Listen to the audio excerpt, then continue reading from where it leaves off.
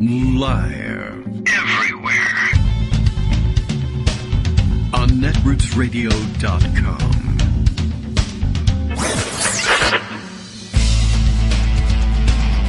David Waldman. Kagro.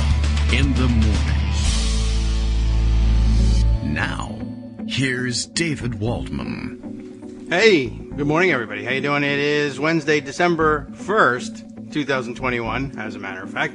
Brand new month. Yes, as Bill notes in his morning tweet, the Kagro in the Morning radio show is live now. Few people realize we haven't heard from Kagro X, hi, me, since last month. Okay. True. Getting ready for the fun New Year's joke a month ahead of time. That's good. We've got a lot of catching up to do. Hug your speakers and hang on. There really is a little bit, anyway, to catch up on. There was a lot already. But this morning, Twitter, pretty much consumed with finding out more or less what we actually knew at the time, but now having it confirmed by a source that we ordinarily, I guess, would say, oh, well, he's a liar, who cares? Mark Meadows. I guess he's got a book, so now we find out some of what might possibly be the truth, although it's very difficult to think of him as just simply spilling the truth at this point, especially as he is under subpoena currently with the January 6th committee. So I'm not, certain that this is a guy who's a real big truth teller or anything like that, but there's really, otherwise no real answer for why you would spill the beans on something like this, except that we kind of already knew. And once again, all the people who were right about it, suffered at the time for being right about it. But the story is that, Donald Trump had tested positive and was already known to really basically have been infected at the time that he went to the debate with Joe Biden, even though the White House insisted at the time that the president had tested negative. I guess what they did was, as if I understood NYC Southpaw's quick summary of things. Maybe the explanation is that at some point he tested positive, then took another test and tested negative on that, like the rapid test. And then they just said, let's just not do another test. Now we can announce, well, the president tested negative without announcing, I guess no one thought to ask at the time. Did you also test positive by any chance? Like on another test, either earlier or subsequently? But I guess they were able to answer the subsequent testing situation by simply saying by simply not doing any further tests and leaving it at that. Okay, so, he went to the debate infected and, of course, with no vaccine at that point available and Joe Biden vulnerable as he was. I don't know. It's just starting to look like he went there with the intention of giving Joe Biden COVID if he could, like as a nice bonus. I have to show up for a debate anyway. It may not have been his primary objective in going to the debate. It's just, like he said, would have been a nice bonus to have infected Joe Biden and, maybe he would die. That's okay. It's fine to maybe kill the other party's nominee with biological weapon.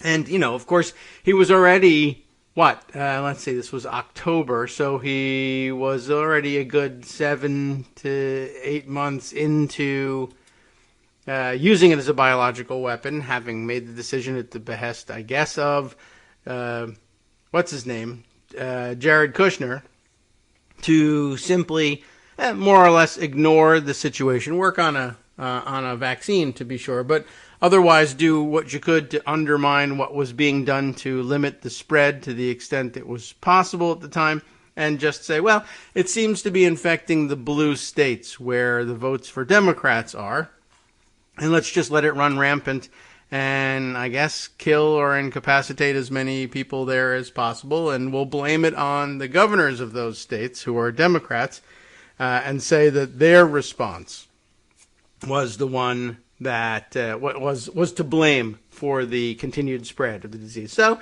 as I've been counting for a long time now, for over a year, how many people in the United States have become infected and how many people have died since Trump returned from the hospital. Don't forget, of course, he was badly enough infected that it pretty much almost killed him, and went to the debate anyway, and had several events at the White House too, by the way. Not only the Amy Coney Barrett swearing in, or was it the announcement, or was it after the swearing in? I can't recall which one it was, but a dozen people of prominence came away with infections from that. Trump also held the indoor event with the Gold Star families around that point, and at some point, apparently, he blamed the Gold Star families possibly for being the ones that infected him when he probably infected them, because he's just a gem of a human being.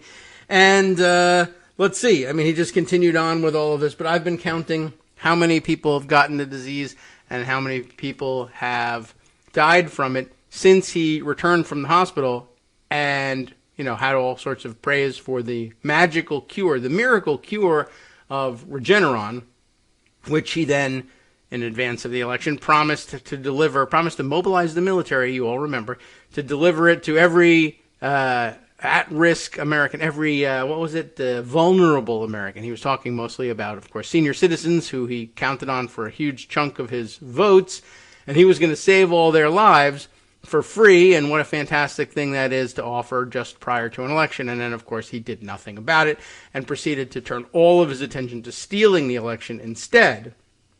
And as a result, of his negligence, certainly, and just an astounding thing to do after, or an astounding number to contemplate after his promise that everyone was going to get a miracle cure that had cured him from death's door. It had rescued him.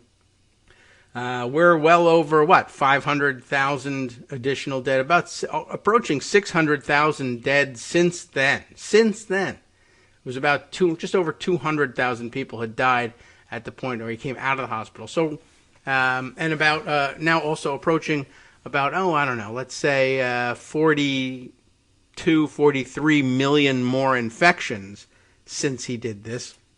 And, of course, before he went into the hospital, and when he went to the debate, we're talking about even lower numbers. So about 200,000, maybe even a little bit less, had died at that point, which is, of course, nothing to sneeze at. But now compared to the 800,000 plus that we're counting, it's been a long road since then, let's say. So that's a pretty big, story, except that we already knew, everybody kind of knew he was symptomatic. He looked horrible, and everybody should have known. And also, I should point out that our Twitter friend, Grudging One, has been widely advertising just how obvious it was, and how he was holding events at the time that were more obviously in compliance with distancing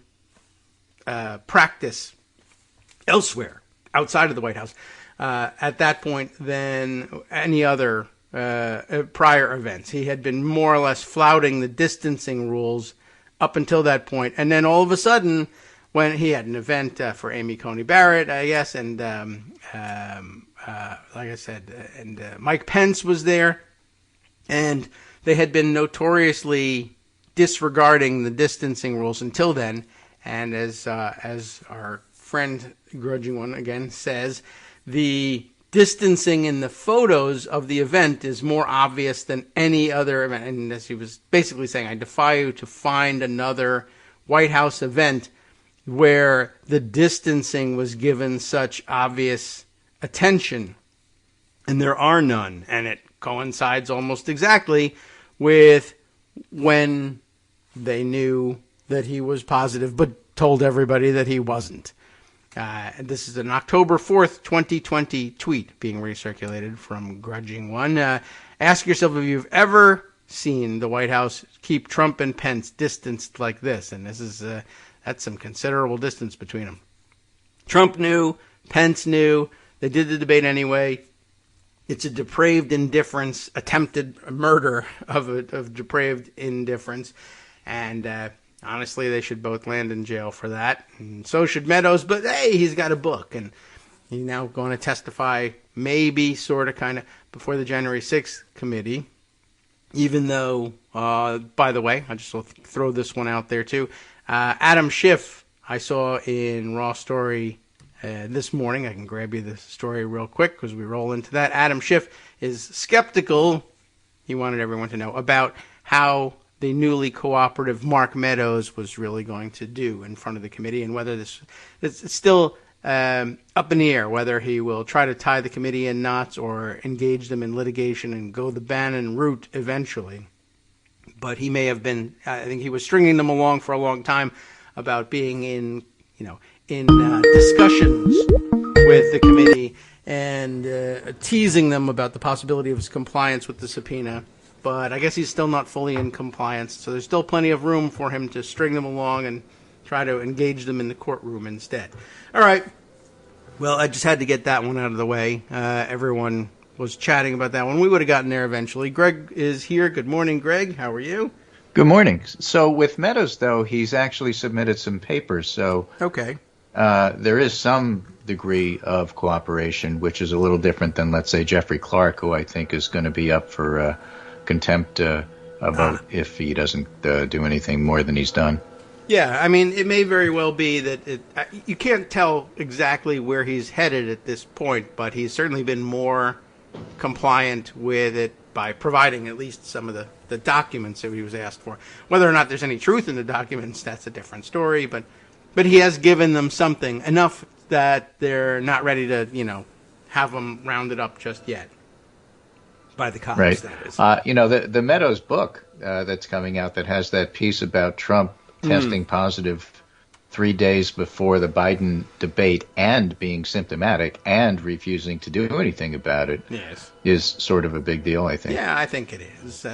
He's a dirty dog. I mean, we suspected a lot of that, but now that it's documented by somebody who is in a position to know. Yeah. So, I mean, and who should probably get arrested for it, but okay, whatever. We'll do one thing at a time. Now we know what we knew then, and it really is. It's astonishing, and there'll be people who, I guess, are finding this out for the first time, whatever, but yeah. Okay, so now it's on record. We knew, and it's going to be in a book, so now you know it's true, because eventually we finally find out what the hell's going on in this country. Right, and for those people who said, well, we already knew this, didn't we? Actually, some documentation which was contemporaneous tells a slightly different story. No. Okay. One of the things, of course, that Matt Iglesias points out, which is something you've said all along, and in fact have a nice ongoing tweet thread about it, that the follow-up to this was Trump received a lot of special medical care, recovered, and then lied to all of his supporters and claimed the same treatment would be available to them if they got sick. Which is something you have pointed out regularly. Yes. Many millions of people have gotten the disease since, and very few have seen anything like the treatment that he got, which was probably a mistake. Yeah, Parker Malloy points out, this is a reminder that both candidates agreed to test on site. Oh, yes, but right. Trump arrived too late, and so they let him use the honor system knowing he was positive. Yeah. So there's your honor. I mean, you always wonder, how does that go with anything like that, the honor system? Well, okay, you're on your honor to tell us that you've tested negative and we'll believe you and let it go. And he was, in fact, positive, said he was negative anyway. There's the honor test. He has failed the honor test. I mean, we rejected him at the ballot box. He's basically a liar, but he's a documented liar. Yes, so I guess there is that. And also maybe attempted murder, but okay. So, speaking of COVID, we did learn that Omicron was circulating in the Netherlands at least a week before the travel bans. Okay. It was found in Germany in somebody with no travel history and no contact with travelers. It's in at least 19 countries. And so Twitter's pointing out travel bans are pointless and the variant's already in community transmission. Yeah, they might end up being pointless, and hopefully they'll be, if it makes sense, quickly rescinded so that there's very little damage done in terms of the international travel. They would make sense if it was possible to catch these things beforehand, but it's just not. Not with 50 million infections around the globe. So. Well, you know, what you should do is rescind the travel ban and then use this as an excuse / reason for making everybody that gets on a plane get tested, which doesn't happen in the U.S., but it does in other countries. Yeah, or if we should just use the honor system. It's worked pretty well to this point, don't you think? Well, only if you're a Republican. Other things that are of note here is there's stuff going around on the internet that, it turns out Omicron is really mild because South African doctors say so. Oh, well, they're good doctors. Well, they do say that what they're seeing right now is mild. However, something to keep in mind, and the reason people say let's wait 2 weeks till we really figure this out is because, first of all, the people that are being reported are younger, and so on the symptom complex that one sees is age related. The older you are, the worse you're going to have issues. Ah. And so if it's younger patients who are getting ill and they're in the very beginning of the illness, which can take a while to develop, that's why it's too soon to make any definitive comments. It'd be great if it turns out it's mild, but we don't know that yet. So that's, again, one of the reasons why you sort of have to wait 2 weeks. It hasn't been yet found in the United States as far as I know, but that's just a matter of time. Yeah, and preparing for it, and getting ready for what might happen is part of what competent administrations do.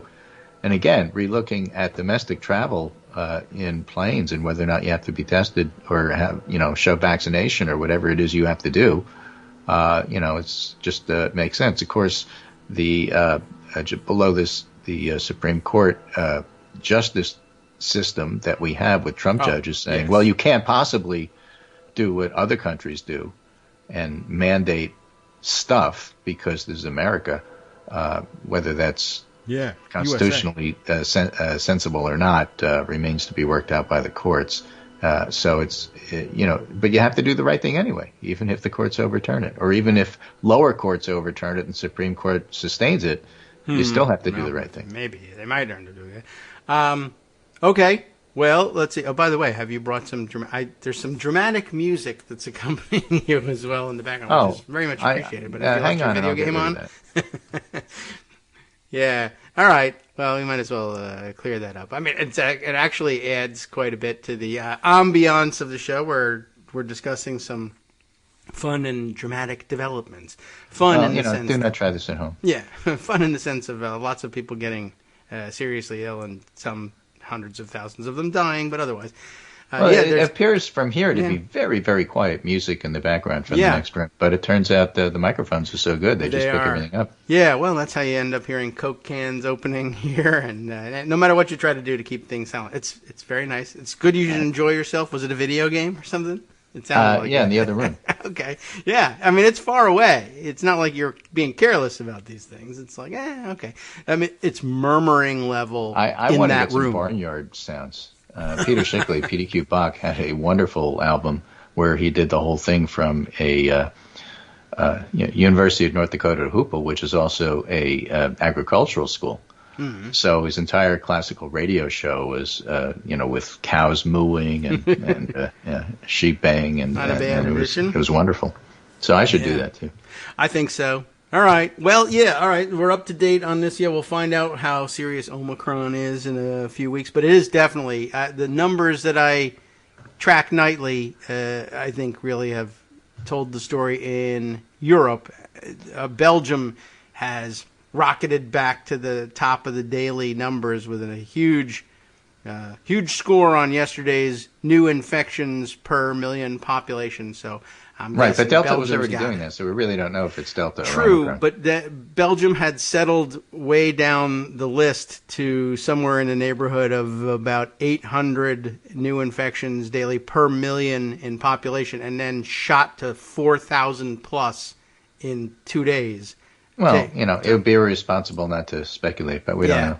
You could say I would start looking in Belgium. They should start looking, absolutely. Yeah. They've already found it, I'm sure. And tomorrow we'll find out that a significant number of those cases were Omicron, and we'll find out how people fare with these things. At least they have free health care coming to them. Meanwhile, announcement, Steve Ratner had a chart, which I sent you, about supply chain bottlenecks appear to be easing. The number of container ships waiting outside L.A. Long Beach fell considerably in November. That may be the threat of a L.A. City Council fine for leaving empty containers or unloaded containers. But Littering. nonetheless, whatever it is, there's a very dramatic drop, which means the supply chains are easing. Oil prices mean that gas prices should ease as well. Good. And so that's all good Not news necessarily coming gonna into the happen. holidays. Yeah, right. So for more travel. Oh, well. Do it at your own risk, of course, and if you're vaccinated and boosted, you're going to have a little less risk. So Right. that's the way to do it. Atlanta Journal-Constitution is reporting today that it isn't just Mark Meadows cooperating with them. It isn't. But the House committee is probing the January 6th riot interviews with Georgia's top elections official. So Brad Raffensperger was there. Oh. Now, Raffensperger's no friend to the White House. They've been attacking him. I don't think he's going to run again. They haven't been happy with their governor either, but they've been especially harsh on Raffensperger. And he was there for hours, more than 4 hours. Okay. Well, I'm sure he had a lot to say about the votes. He said he talked about that and everything else leading to the election. Okay, good. Well, that's it's being very thorough. That's good news. They shouldn't leave that out. I'm glad that they've sort of expanded their investigation. You know, they've been very clear about that they just want to have a wider net to get a more comprehensive view of what led up to the situation. So Right. doing No, it right. Raffensperger made clear that, he also brought in the fact that Stacey Abrams' refusal to concede defeat in 2018 to Brian Kemp led to controversy about stolen elections, and the discredited conspiracy theories about 2016 led to controversies about stolen elections. But whatever else he told, we're not sure. Unlike Trump, the Discredited HOC points conspiracy. out Abrams never tried to reverse her election defeat and That's instead right. filed litigation seeking to expand access to the ballot. Yeah, it was done nice and neat. Go to court. Right. Democrats also acknowledged that Kemp had won the election and that she wasn't the governor, so it's not analogous in that sense. But, people will make something because whataboutism Right. is part and parcel of the Republican playbook. What about 2000? Yeah, right. Okay. Now, what about it? Yeah, I mean, yeah. Gore said, What "I'm about not the president." 1776? Right. How about that, huh? True. You don't have an answer to that. Right. So Well, what about today it? is Well, 1776. see? Yeah, okay. That just rings about you logically. Just see. So you attempt a little bit of whataboutism. It's not, it's not going to fool anybody, and it's not going to go anywhere in the committee. But okay, sure, he has to have something. Right. To survive as a Raffensperger said he Republican. hoped he left the committee's members with a pointed message that looking backward isn't helpful. It's a nice thing. So to the whole point of the committee is to look at what happened on January 6th. It's next January 6th. we're looking And he's at. basically making the point that you really shouldn't look. But that's not important. What is important is what he told them under oath. Sure. Okay. That he wishes that was the takeaway. Of course, with the insurrection still going on, we can certainly justify this as forward-looking, considering that they're getting ready to steal every upcoming election too. It's next Right. January 6th. The other thing that's still going on, Marcus Lamb, head of Daystar, a large Christian network that discouraged vaccines, dies after getting COVID. So What? there's yet another one. There's been, I don't know where I do- came across do- it, but all this discussion about, it's really bad that people are making fun of folks who died of COVID. Oh yes, And it is. I'm not quite sure It's why terrible. that's in the news recently, because, they've been 800,000 dying for a dead long people. time, and people have been noting the hypocrisy about it. Yes. Yes. And so I would tell you, a la Brian, was it Brad Raffensperger? Well, let me just say that looking back is bad, because what about when people were making fun of all the people in blue states dying, and Jared Kushner decided it would be okay to not give anybody any PPE so that they would continue to die? Oh, right. Oh, don't look back. Okay. Well, let's look ahead. This is Greg Okay. Sargent in the Washington Post. How will the media cover Trump in 2024? Insiders are sounding the alarm, with ominous signs mounting that Trump really may run again for president in 2024, if he lives that long. A debate has begun to simmer in newsrooms. How can the press avoid the pitfalls in covering Trump that bedeviled 2016 and 2020? More broadly, He could die. how do you That's cover it. a candidate who's explicitly anti-democracy while simultaneously maintaining both media's conventions of nominal objectivity and small L liberal commitment? Can't.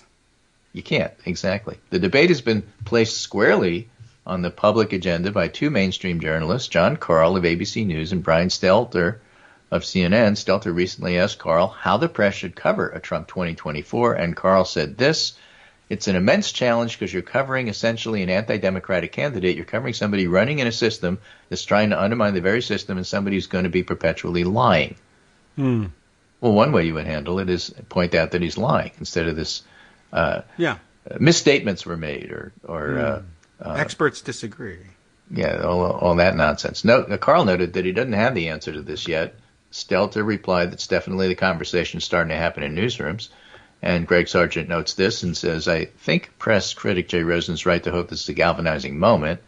As Rosen noted in an important new thread, Carl and Stelter are plugged in among establishment journalists, which means the debate is a live one among journalists with real influence. That's good.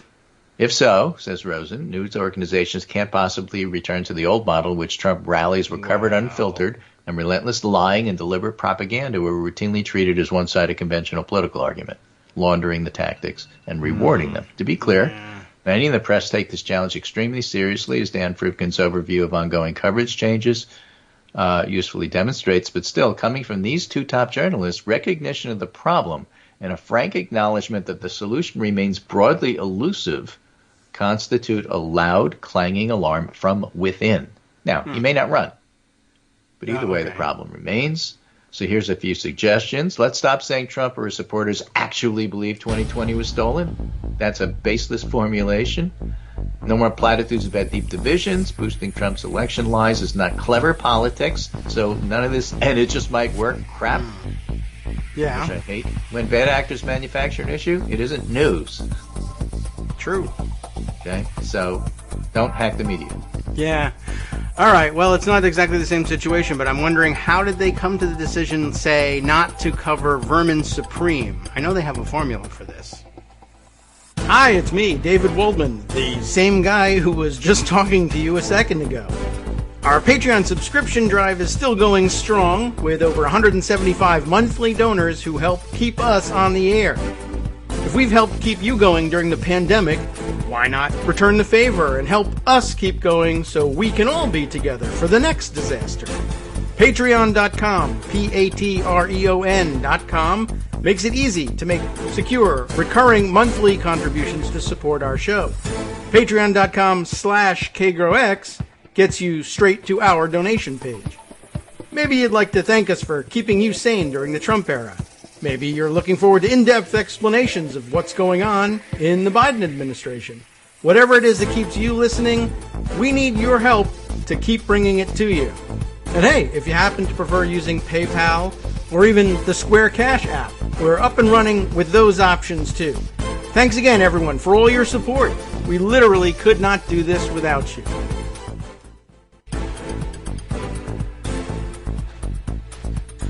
Welcome back now to the Kagro in the Morning Show here on Roots Radio. Time to jump back into it. Greg's still here, and I did wonder on the way out there, the networks and other big media operations do find a way. They know how to not cover somebody. Like I said, Vermin Supreme gets almost no coverage, but as Greg has pointed out, not only in the break but in the past, what's really happening here is there's money to be made deciding to cover Trump, and clicks to be had and eyeballs to capture. And so maybe the real question isn't how do we decide not to cover somebody who's a perpetual, problem and a huge liar. The answer is the real question to ask is, do we think we can afford to not cover him and still stay in business? And that would, I think, put the question pretty squarely to people and let them understand a little bit better what they're really dealing with here. Not for industry insiders to decide how to handle it, but for consumers to say, oh yeah, I mean, it is a business and we need to think of it that way, and maybe we can disregard some of the things if they can't stop doing it, maybe we can learn to disregard it. If we know a little bit more about their motivation for doing it and we know that it's a bad one. I don't know. It's a hard thing to do. It's a hard thing to ignore. Looking away from these folks. All right, if you perhaps muted yourself somewhere, I'm not used to having this. Listening. Wow, what? Are you sure? Are you okay? Have you been tested lately? Yeah, you have a fever? Actually I had right before Thanksgiving, and I was negative. Of course, and we don't know yet whether these home kits pick up the new Omicron variant. Yeah, I think not. I think you have Omicron, Greg. So we need to have new Optimus Prime kits so we can tell. But something is coming up today, and I thought it was worth reminding people that, as far as I know, and I could be corrected, but as of a couple of days ago, Texas abortion law was still in effect because the Supreme Court heard the arguments November 1st or 2nd or so, and it's been almost a month, and it is a month, and they haven't ruled yet. Yeah, that's true. And then today, which is Wednesday, they're going to hear the 15-week ban on abortion out of Mississippi. Yeah, I think I guess they want to join the cases. Do they? I mean, they're very different. I thought the whole idea was to separate them, and they were annoyed that the Texas one came up because it was so incredibly stupid. It was going to ruin their reasoning on the Mississippi case. Well, if it's going to ruin your reasoning, you might as well just dump it all at once. I don't know. I thought that maybe they had decided not to consider ruling on Texas until at some point. Now that it's filed, all right, we're going to have to hear Mississippi. We might as well wait. Well, here's what the Dallas Morning News says. Despite speculation, a ruling on the SB 8 case would come on Monday of last week. The court has continued to keep its thoughts on the Texas law under wraps. It's unclear how justices' consideration of the Mississippi ban will affect their timeline on producing a ruling on SB 8, which is the Texas law. While abortion rights advocates and organizations in Texas have condemned the time it's taken, anti-abortion groups are celebrating every day the law remains in effect as a success. Okay. When the Wednesday hearing on the Mississippi ban opens, it'll be 3 months since the Supreme Court allowed SB 8 to take effect. That's quite a while. Right? So the longer the court lets it work, the louder the signal rose in peril. Additionally, Texas is one of many states with laws on the books to ban abortion immediately. If Roe falls in June, Governor Greg Abbott signed a bill, House Bill 1280, into law that would prohibit abortions in Texas if Roe is overturned. So basically, white evangelicals are running southern states. You have to just understand this and accept it, because otherwise nothing they do makes any sense.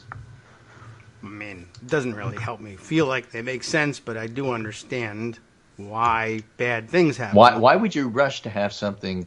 Well, that's because he's running for president. No, it's not. It's because white evangelicals are running the state, and that's what they want. Yeah, all right. I can buy that. But no, there's no buts. That's what they want. And if you don't understand that, then you can't rally yourself to vote against it. Right? If you think this is just a Greg Abbott move to become president, then it's like, it's politics. Yeah, okay. But if you see it as, well, white evangelicals are trying to run the state, and it kind of rallies you to get out and vote on every election, because they're trying to run every body, whether it's a local school board, or whether it's a state seat, or whether it's a national, Senate, House race. Or your individual body, for that matter. It's that important, and if there are judges up for election, that's important too. And so no room for complacency here. Okay, that is a good motivating message. Everyone should take it. We said back in 2016, Armando was very vocal about this. Not everybody, paid attention. The Supreme Court is the single most important thing you are voting on. And you know what? Most people don't see that. So don't look at it that way. Look at it this way. White nationalists and white evangelicals, and sometimes they're the same thing, want to run your life. What are you going to do about it? Yeah, that's the ultimate question.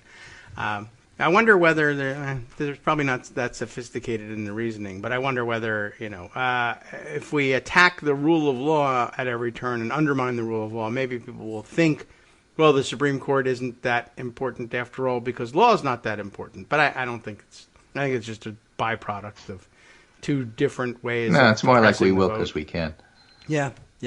I don't think it really translates, but I don't know. If you want to, I guess if you're interested in restoring the rule of law, then you should think, hey, the Supreme Court actually matters a great deal, and come and vote on it.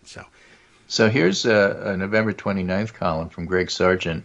There's a huge hole in the debate over how Democrats can save themselves. We're getting constant reports about the hand-wringing internal debate among Democrats over how to turn things around for the midterms, but something's largely missing from the discussion, a serious effort to ask whether Democrats might go much further than they currently are in prosecuting an effective public case against ongoing GOP radicalization. Now, Politico reports that some Democrats want Biden to draw a sharper contrast with the Republicans, to which I say, duh. Okay. They want him to attack Republicans for opposing popular items like Build Back Better and frame this as the response to GOP attacks to Biden over inflation. Politico also reports, quote, Democrats argue that Biden's willingness to make more aggressive attacks against Republicans will be key to their success in 2022. Not only do party members want Biden to highlight GOP opposition to popular components of his social spending plan, they want him to go after Republicans for pushing voter restriction laws and embracing Trump's lies of election fraud and revisionist January 6th history, which is what we're just talking about. Now, part of the reason Biden put that off is because he wanted to get the bilateral infrastructure bill passed.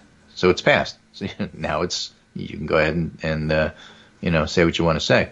How often do you hear Democrats debating whether to go on offense against Republicans in a way that will highlight their ongoing radicalization against democracy in such terms, sergeant rights? Well, meanwhile, as Politico notes, some Democrats want a more aggressive posture against Republicans who have actively thwarted our coronavirus response, such as with bans on local and school mask mandates. And that's good, but you don't often hear Democrats take the next step of discussing whether there's a way to go on offense by blasting Republicans or putting children at greater health risk while fomenting threats against their teachers and educators. Yes. Biden toyed with the idea, but it seems to have largely vanished. But there's also a reasonable case for trying to turn the tables this way in the critical race theory debates. This might entail hitting Republicans not just for stoking threats against educators, but for fomenting civil conflict in schools and passing laws designed to discourage the teaching of full historical truths.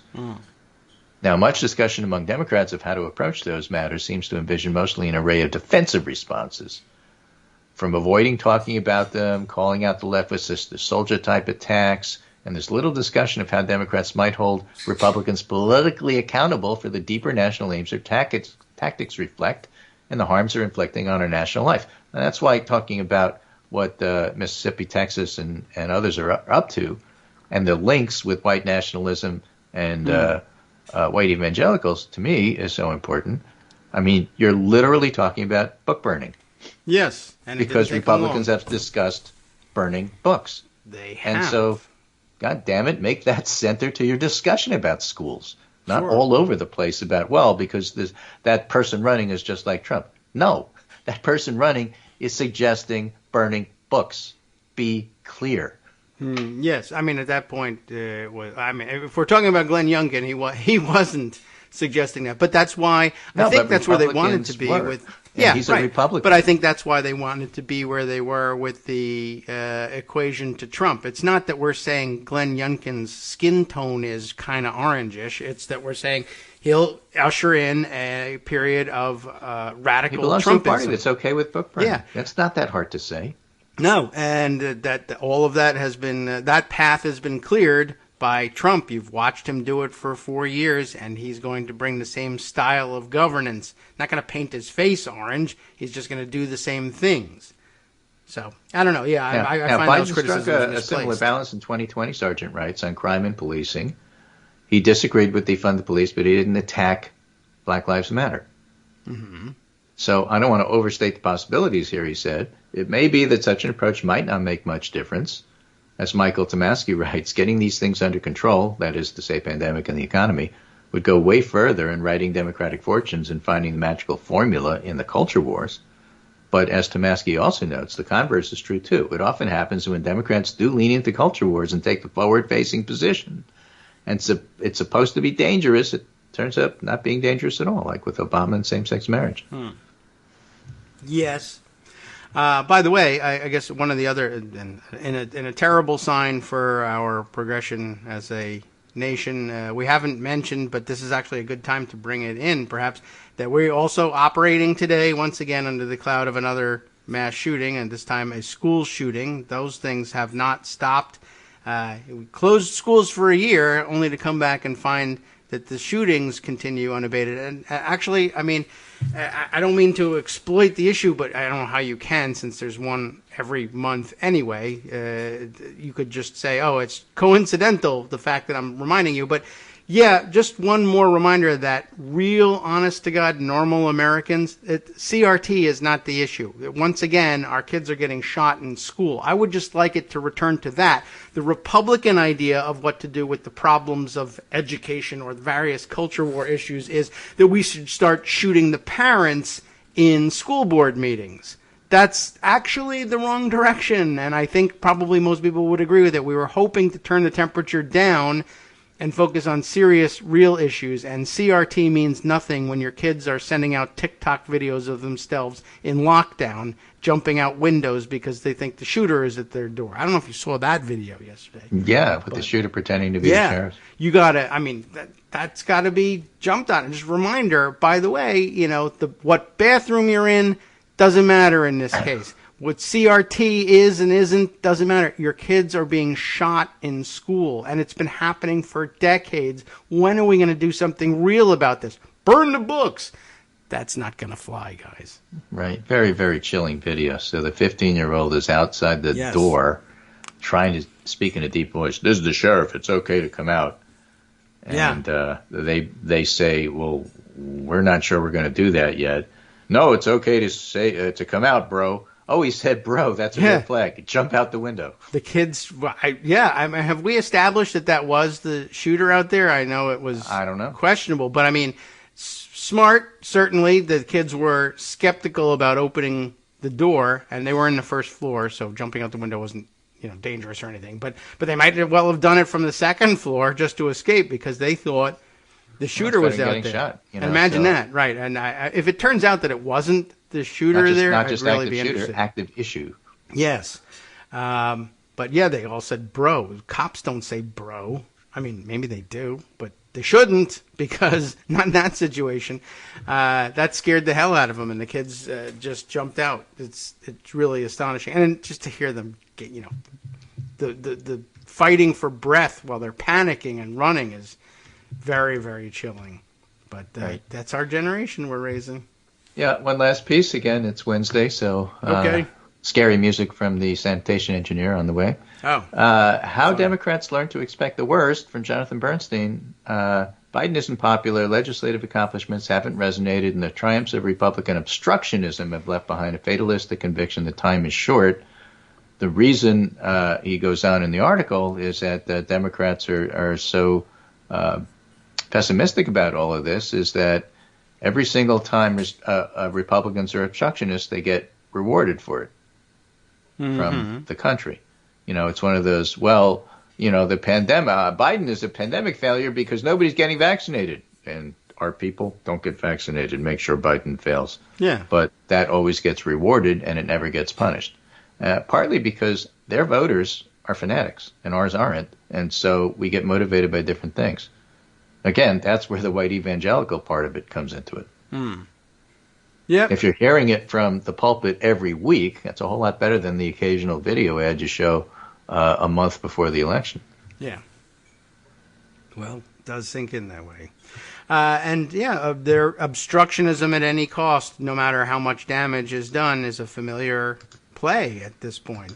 Shutting down the government, which we're, I guess, facing again at the end of this week, refusing to confirm a Supreme Court justice and forcing the court to work shorthanded so that you can steal the seat, and having meetings the day after Obama is elected the first time saying we're just going to do nothing and make sure he's a one-term president. I mean, it didn't work, but... And we'll make sure that he doesn't get a Supreme Court choice, and that did work. Yes, but and they were couldn't rewarded foresee for that it. one that far away. But right away, it would. I mentioned it. Their initial reaction to Obama's election, because we tend to forget that. Remember, for them to say no matter what he proposes, we're going to oppose it and stand in the way so that he can't have any successes and run on that, and that way we'll render him a one-term president. We were just not yet emerging, but we were in the throes of the 2008 financial collapse. And they still said, we might destroy this country and the world's economy, and the hopes that in 4 years we might maybe win an election again, and then maybe try to do something like destroy people's lives with the power we gain in it. That's what they do. Anyway, that's my segment for today. Finishing ever so slightly early after getting here ever so slightly late, but there it is. I feel ripped And off. we'll be back tomorrow. Okay. You can And make we'll good see what on the it Supreme tomorrow. Court had to say. Or they didn't say much. What did they have to listen to? Or how did they respond? Or whatever the hell it is that they do in these things.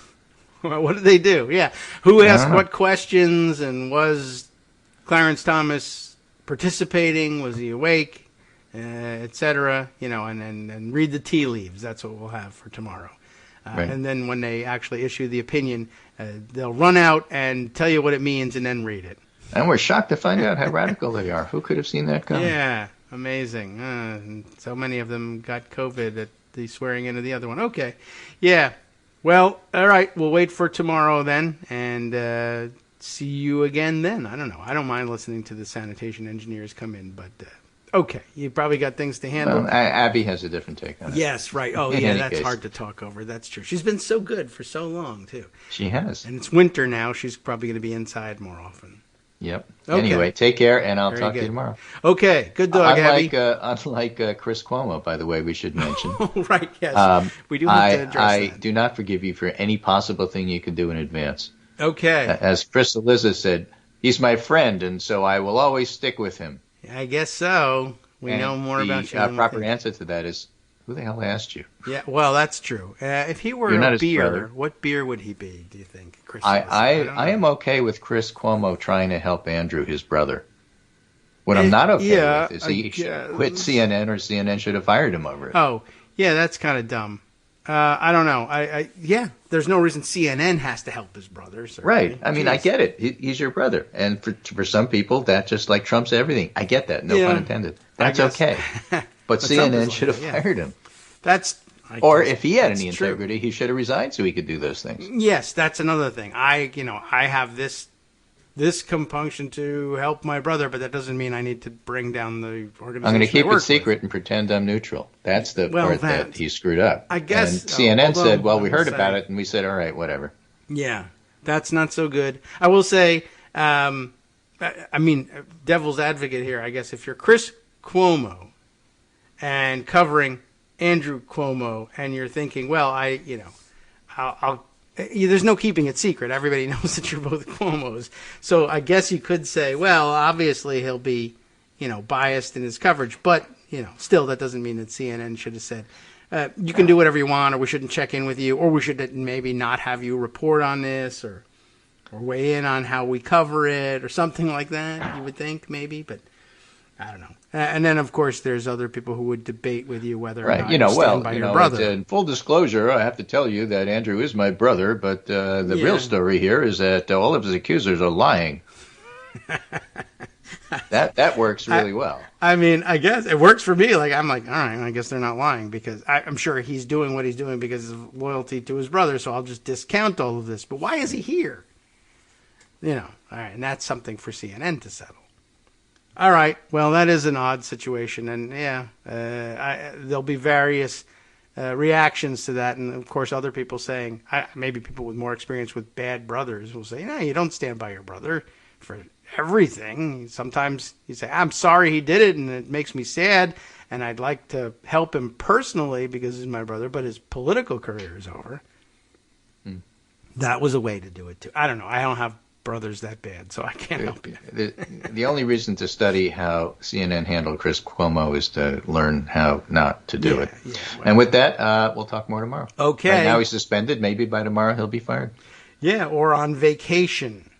Long planned more time with his family. That's what you need to stop doing. Oh my God! Yeah, I'm leaving to spend more time with your family. No, don't. This is Chris Cuomo. I'm totally neutral, and I'm spending more time with my family. That's a family which is the whole you point of what I'm with. trying to do here, so that you don't know. You'd be better off spending time with the Trump family. Well, no. Anyway, okay. Take care. All right, thank you. You do the same. We'll see you tomorrow, and I hope all the refuse left outside for the sanitation engineers. I was trying to not say garbage, but whatever. I hope it's all successfully picked up. I don't think that there's ever been any question of that, but since it became a topic of discussion, I thought I might stick with it and wish you well on it. All right, let's see. Oops. Definitely clicked the wrong button here. We want to have something different up on the main screen. All right, so catching up on other items of interest. Gosh, there's a lot. As I mentioned, I will share with you the. Oh, look, I've got a decision on the appeal for. Oh yeah, well that's pretty dumb. It's this time we've got the appeal from YouTube, and you may recall this is the second time I mentioned. Second time that YouTube has taken down a podcast where I've read an article in which someone says, hey, do you know how dumb the conspiracy theorists are when they circulate their COVID conspiracy theories? They say things like, oh, vaccines don't work, or that, oh, and you know what it is? Because this stuff is done by algorithm, I think, and done by artificial intelligence scanning, and you would think that the appeals would be handled by people, and I don't think that they are necessarily. I thought so at first because, like I said, we read something where there was a conspiracy theory, and I'm reading an article about how some people who are wrong about things think that there's ill effects from the vaccine, say, and that you shouldn't take it, when in fact there are no such ill effects and you should take it. And YouTube took it down. And there was a process for an appeal, and you file your appeal, and you say, no, I was reading an article wherein they say this thing is bad. And they said, okay, we got you now. And they reinstated it. This time, of course, they've decided they are not reinstating it. We have reviewed your appeal for the following content. That would be the Kagro in the morning of November 25th, Thanksgiving Day, 2021. We reviewed your content carefully, which is clearly not the case, and have confirmed that it violates our medical misinformation policy. We know this is probably disappointing news, but it's our job to make sure that YouTube is a safe place for all.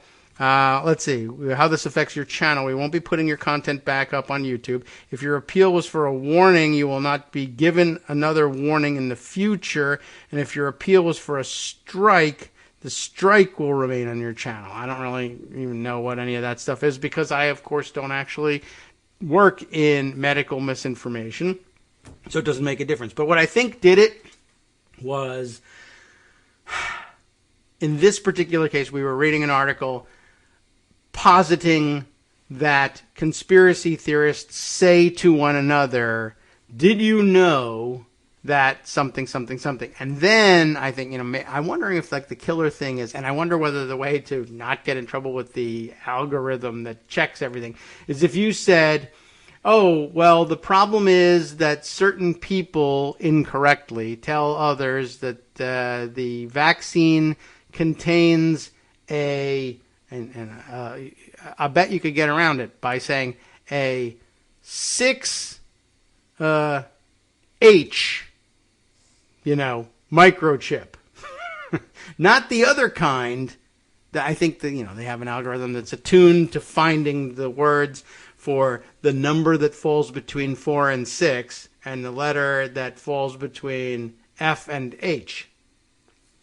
And when you put them together, you're giving out medical misinformation. Even if you're saying there isn't one in there, there's no anything in there, there's just regular medicine in the vaccine and you should stop worrying about it. Anyway, so YouTube in its genius has pulled that. That reminds me also that, by the way, the show is still available.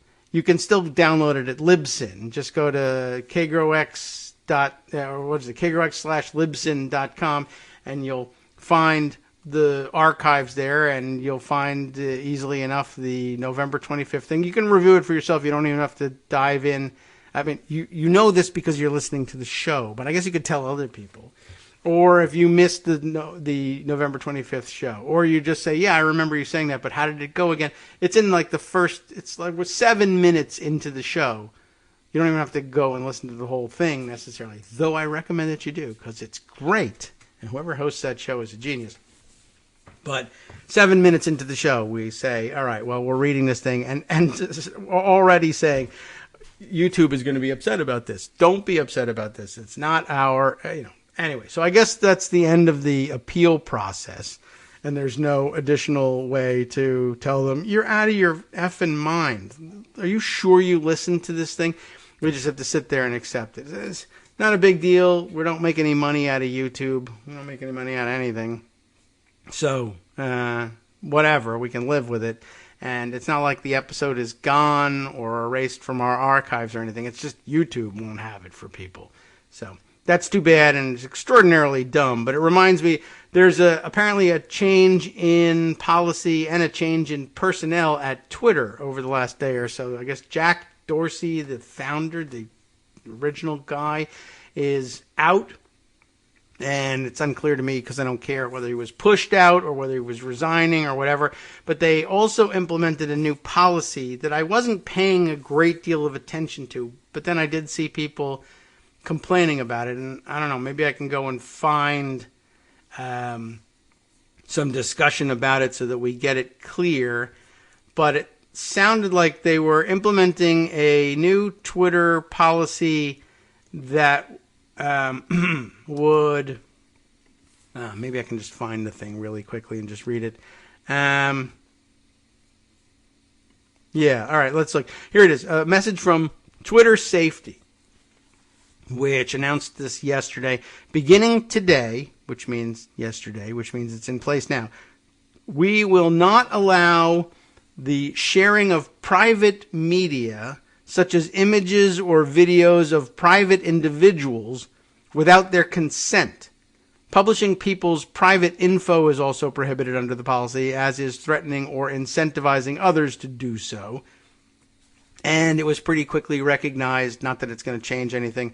For instance, what does this mean for crowdsourcing the January 6th fascist hunt? Asks Nina Burley, journalist and someone with some significant interest in that question. Oh, and we've forgotten our music, so we're a little bit behind. We'll have to jump out at the weird point in the music, and that'll create editing issues later that I'll be annoyed about.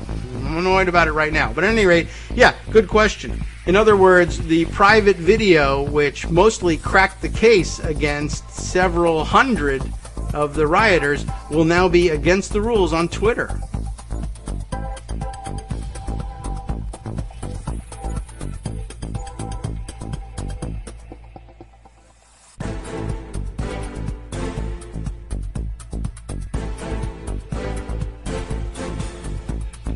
Hi, welcome back now to the Kagro in the Morning Show here on Netroots Radio. We return at a weird place in music as well. Anyway, so, all right. Well, too bad about the YouTube thing. They're being awfully dumb about that, but that's the end of the appeals process. So that one show will never be available on YouTube. In the meantime, very good point, like I said, being made about the new Twitter safety policy. And some speculation on Twitter, which isn't in front of me now, but many people speculating about this being an intentional wrong turn, really, that they are interested in fact,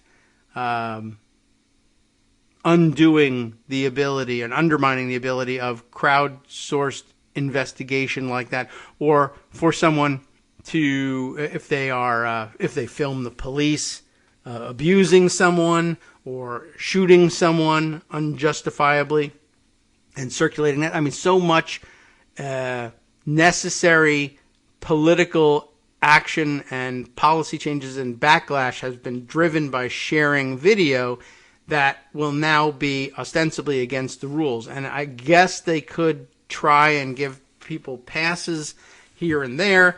But apparently, people are saying, the tweet here from Chad Loader, saying, as we feared, Twitter safety is already locking and suspending the accounts of extremism researchers under its new private media policy. The video in this case here that he's speaking of is from September, predating the policy, and shows two right-wing extremists in public planning violent assaults. I don't know how violent the assaults were, because I did read this thing. The account of Sky Spider apparently being suspended here. And like I said, I'm not sure how violent the assault was. Like, maybe this isn't the best example. Although, because it doesn't sound all that violent, you'd wonder, why does this need to be locked and deleted anyway?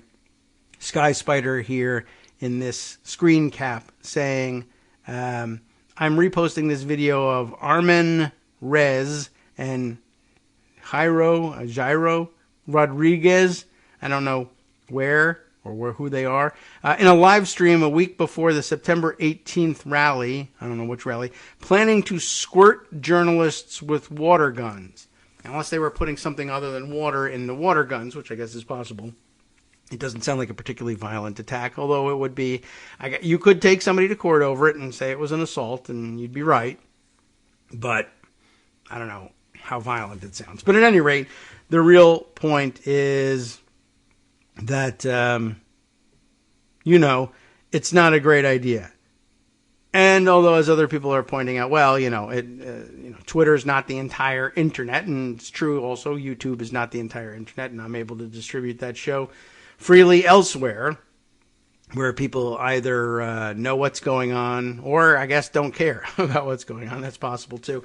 Anyway, it's worrisome, and it really does sound like an investigation, a crowdsourced investigation into something like January 6th would be prohibited under this new policy. And it, like I said, there's speculation on Twitter that maybe they are trying to push Jack out, bring in new management, or maybe Jack wants to separate from Twitter before they begin reconsidering whether or not to reinstate Donald Trump in advance, say, of the 2024 election. Whether either because they think he's been punished enough, or now he's too important of a public figure, we have to have him back in the discourse, or whatever. I don't know. But it sounds like people are speculating that a wholesale change in policy may follow the separation of Jack Dorsey from Twitter, and that it's unclear. Some people think it's because Jack was some sort of hero standing in the way of their implementing this new policy, so they got rid of him, or others think it's much more in keeping with the tech bro approach to things, that these are policies that he wanted to put in place but felt that he couldn't, but now he's just sort of separating himself from the day-to-day running of Twitter so that he won't catch the blame for putting these policies in place. I don't know. I don't know whether there's any grounds to believe either of those two things. But it's out there, and it would be, therefore, irresponsible not to speculate. Okay, so let's see. What other things have we got to share here besides our frustration with YouTube? Well, there are many things. A pocket got repositioned in the on the screen here. Let's jump back to that and see what we have to share with you. I mentioned to you earlier about Mark Meadows and Adam Schiff's skepticism about him. I will share that raw story piece so that we can be clear on what's going on, what's bubbling in that background. Travis Getty's reporting this for Raw Story. Adam Schiff is skeptical about the newly cooperative Mark Meadows, and here's why. Let's see. He's skeptical of Meadows' cooperation with the House Select Committee investigating the Capitol riot. The former White House Chief of Staff spent January 6th alongside Donald Trump as the former president's supporters stormed the Capitol to stop the certification of his election loss, and Schiff told MSNBC's Morning Joe that Meadows could be a key witness for the bipartisan committee if he fully cooperates in good faith. Now, he is producing documents. I can't speak to the contents yet, Schiff said. In terms of whether he is cooperating, time will tell when he comes in to be deposed. We'll find out whether this is a gambit or whether he is serious about cooperating with the committee. We don't know. I have to say I'm a bit skeptical given his track record, but we are going to find out very soon. We think he has a lot to offer the committee, but I think at this point it's still too early to tell whether this is a legal strategy to avoid being held in criminal contempt or whether we're seeing the road that Steve Bannon is on, which would be that road, criminal contempt. Let's see. He made a decision to change course. We'll find out when he comes in for the deposition. If he tries to assert privilege over things that are not privileged, it's clearly a legal stratagem. We don't think there's any meritorious claim of privilege here, and we have to decide what to do if he makes assertions. That includes a referral, possibly to the Justice Department, for contempt of Congress charges. Well, we won't take anything off the table, Schiff said. So, okay. It doesn't tell me a great deal about why he doesn't necessarily trust him, except to say that he doesn't, and he thinks this might just be a way to delay or possibly avoid contempt charges, but doesn't necessarily signal actual cooperation. That's just speculation. But it's Adam Schiff's speculation, so it would be irresponsible not to report on that speculation. So I've done it. All right. The Republican infighting apparently gets worse, or as the Hill says, uglier.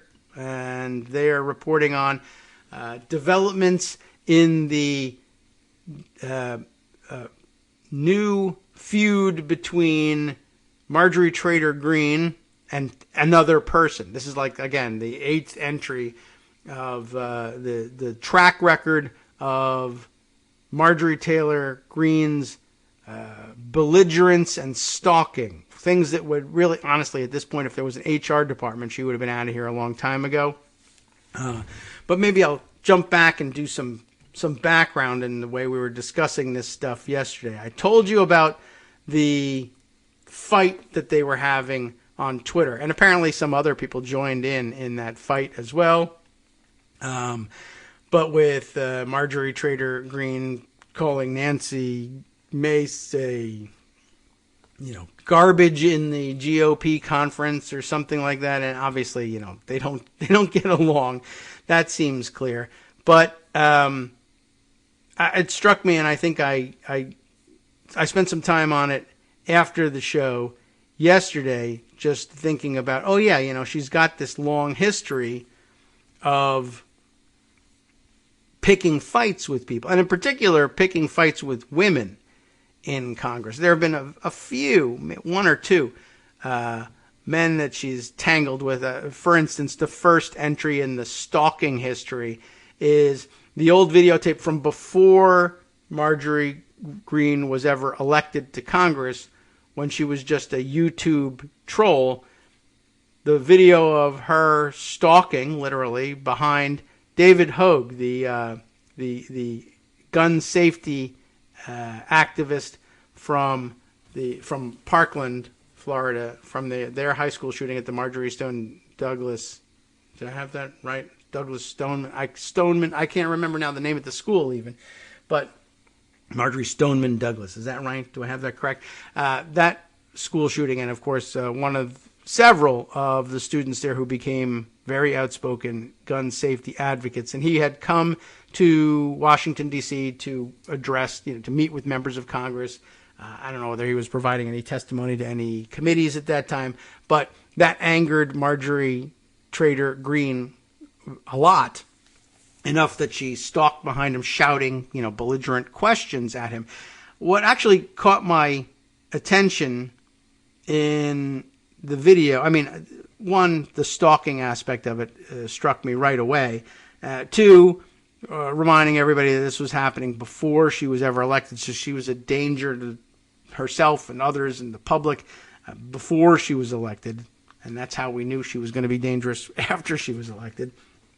But that was just one of several videos that she did from before her election. The other one being the start of her streak with the women in Congress. You might recall that she filmed herself storming into the offices of Rashida Tlaib and Ilhan Omar, which is how this whole thing started, or part of the whole craziness of yesterday started with the fight as between Lauren Boebert and Ilhan Omar.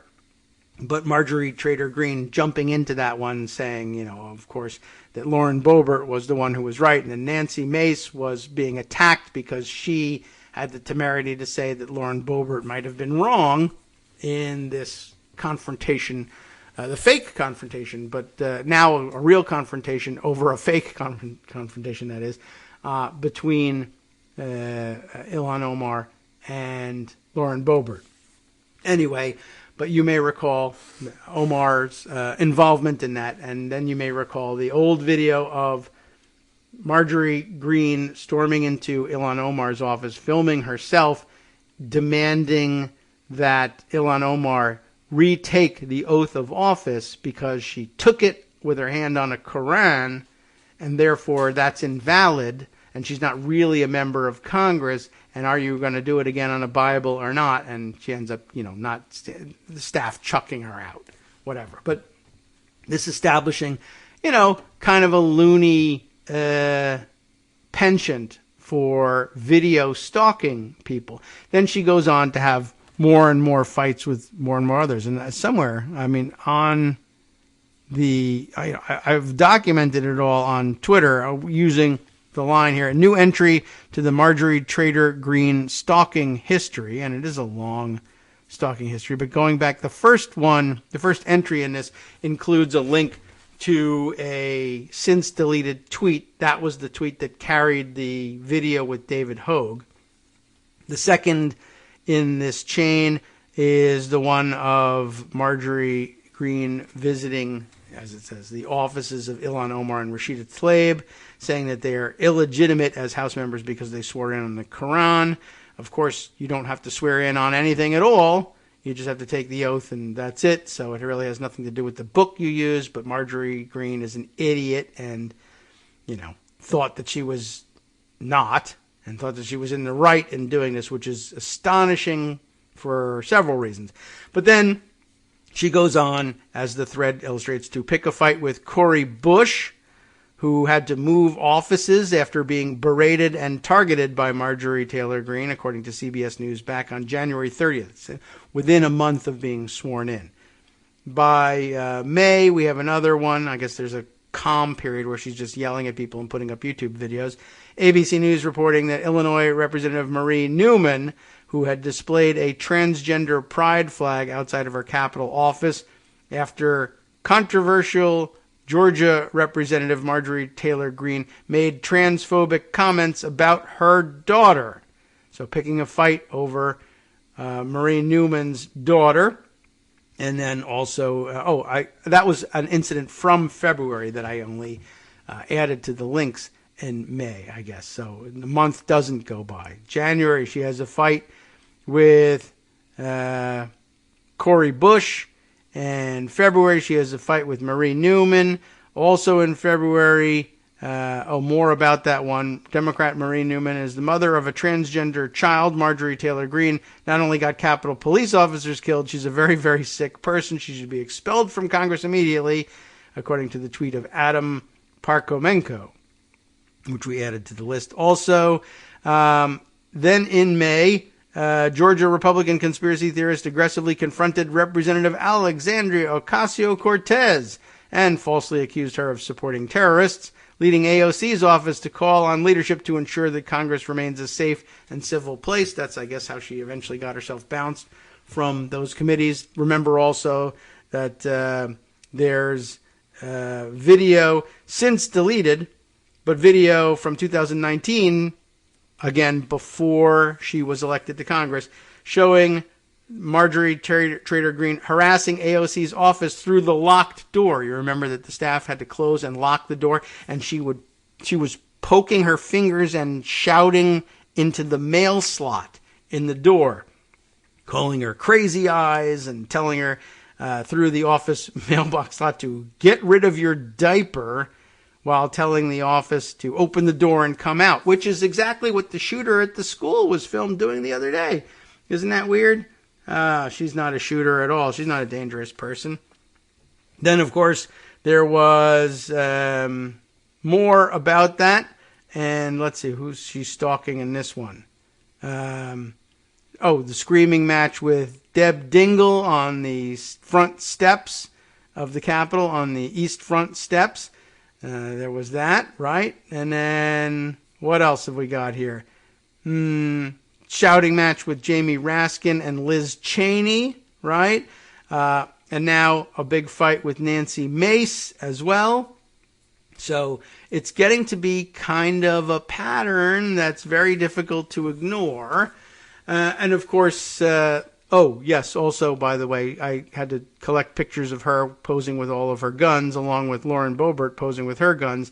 Just noting for the record that how many times they have photographed themselves holding their guns. Meanwhile, they are pretty sure that Ilhan Omar, they claim, is the jihad squad. Who's posing with all the automatic weapons? It's them. But somebody else, surely, is the jihad squad, not us. Anyway, she's gotten herself in more of a fight. And apparently the majority or minority leader, Kevin McCarthy, has attempted to do something to try and tamp down on the heated rhetoric, but it hasn't worked. The first note we have on it is the totally genuine sounding tweets from Marjorie Taylor Greene and Nancy Mace saying, well, I'll read them to you here. Here's Marjorie Taylor Greene's tweet. I just got off a good call with, and then using McCarthy's Twitter address, I just got off a good call with GOP leader. We spent time talking about solving problems, not only in the conference, but for our country. I like what he has planned ahead. And over on the other side of the issue, we have Nancy Mace tweeting also a very genuinely held sentiment, no doubt. And it reads like this. I just got off a good call with GOP leader. We spent time talking about solving problems, not only in the conference, but for our country. I like what he has planned ahead. Did you hear that correctly? They're identical tweets, which tells me problem solved. He totally got through to the both. Why, they're on the same page, so much so that they tweeted the identical platitudes about their meeting, which basically means, I guess, I don't know, maybe the guess should be that McCarthy dictated the contents of the tweet and had his communications director say, why don't you guys both do something like this and put a good face on it and make it look like we're solving these problems. And I don't know whether they intentionally said, each of them, well, to hell with this, whatever. He insists that I do this, so I'm doing it. I'm just literally going to tweet exactly what they gave me. Whether they knew that the other one was going to do the same or not, I don't know. If they thought that it would help for them both to tweet the exact same thing like that, I don't know what's going on in their heads. But anyway, clearly this didn't really work out for them, and nothing actually got solved. So anyway, they had some sort of a meeting, and here's where it went. The Hill reports, Christina Marcos writing this up, GOP infighting just gets uglier. House Republicans can't seem to stop fighting with each other, despite potentially being less than a year out from winning the majority in the 2022 midterm elections. It's a big assumption, but that's what people are talking about. And hopefully it won't happen, and hopefully this ruins their chances. That would be fantastic if they shot themselves in the foot this way. And it would also be fantastic, by the way, if they actually shot themselves in the feet. That would be great. I don't know if it would help anything, but it would put them in the hospital for a while, and that's not a bad thing. Just 2 weeks ago, House Minority Leader Kevin McCarthy urged Republicans to stop attacking each other after 13 moderate GOP lawmakers were marked as traitors, by traitors for some reason, by some of their conservative colleagues, who are also traitors, over their votes for the bipartisan infrastructure bill championed by President Biden. McCarthy, the odds-on favorite to be the next speaker if the GOP does win back the House next year, very iffy, I would say, said his conference should focus instead on their opposition to Democrats' social spending and climate package. Weeks later, conservative and ultra-conservative lawmakers are again making headlines with schoolyard insults on Twitter. GOP drama on Tuesday was the nasty Twitter fight between Representatives Marjorie Taylor Greene and Nancy Mace, with Greene calling the swing district lawmaker trash for condemning Representative Lauren Boebert. Mace fired back using emojis to label Greene as bat crap, we'll say, crazy. I mean, really, if you can just say it on the Hill, then we should be able to do. We can. I don't know. Now it's just fun tradition not to. The battle between the two centered on Boebert, who herself was called trash days earlier by Representative Adam Kinzinger, the anti-Trump Republican from Illinois, who has increasingly taken on the most far right of his party, but only briefly because he's retiring. He was criticizing Boebert for invoking Islamophobic tropes by suggesting that Representative Ilhan Omar could be a terrorist. If McCarthy does become Speaker, the infighting offers a preview of just how challenging his job could be and of the difficulty a divided House GOP might have in governing. The more narrow the margin, the tougher McCarthy's job likely would be. McCarthy tends to prefer trying to smooth over problems within his conference behind the scenes. He doesn't like publicly condemning fellow GOP lawmakers, which also risks alienating them as well as their allies. But it also, of course, risks, alienating the American public. So that's a problem.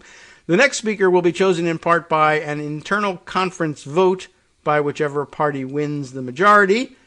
Amid the Twitter back and forth with Green, Mace said that she spoke with McCarthy on Tuesday and discussed solving problems not only in the conference but for our country. McCarthy has been having a number of one-on-one calls. No mention here of the fact that Marjorie Taylor Greene texted the exact same message. They must have missed that. Anyway, McCarthy has been having a number of one-on-one phone calls. He also phoned Boebert last week after a video showed her recalling her reaction, which didn't actually happen, upon, not really, seeing Omar while boarding a Capitol elevator. And you recall, well, she doesn't have a backpack. We should be fine. Boebert added, oh, look, the Jihad squad decided to show up for work today. Earlier this month, by the way, how much more is there in this article? Maybe at this point we'll stop and say, by the way, more video mining of the internet yesterday turned up an earlier instance, I think from September, of Lauren Boebert telling the same basic joke that she found herself at some point in near proximity to Ilhan Omar, made the same backpack joke. This one didn't include any Capitol police officers rushing up to her worried and telling her to watch out or anything. This was just her own initiative. But this is an applause line for her at political events and the other gatherings that she's been doing for some while now. So it's habit, and it's something she's been doing and exploiting for some time, which, is indicative of some fairly serious, mental illness probably at this point, but also demonstrating that, she's a serious danger and a serial offender, and I just that much more reason not to take her so-called apology seriously. She's obviously not sorry about doing it. She's been doing it for a long time. She'll continue to do it.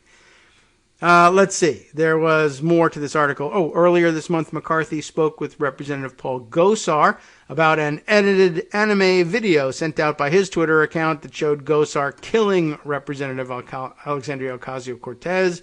And in an attempt to further settle the Boebert controversy, McCarthy called House Majority Leader Steny Hoyer for help in coordinating a direct conversation between Boebert and Omar, although the second-ranking Democrat said Tuesday that he warned McCarthy that he didn't think it would be productive. And then, in fact, it wasn't. They had that phone call, and it didn't go anywhere, and Omar had to hang up because she started getting harassed by Boebert on the phone. And it was never the idea to facilitate another incident of harassment.